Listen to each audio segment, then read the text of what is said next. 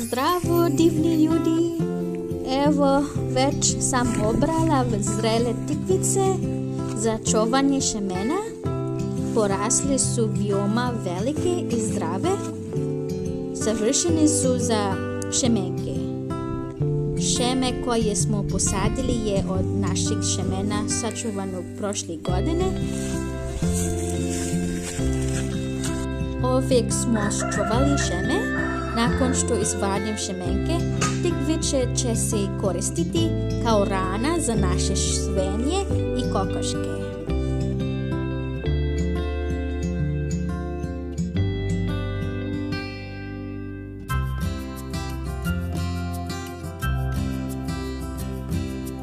Biće mnogo šemena i biće dostupno za prodaju ovog proljeća.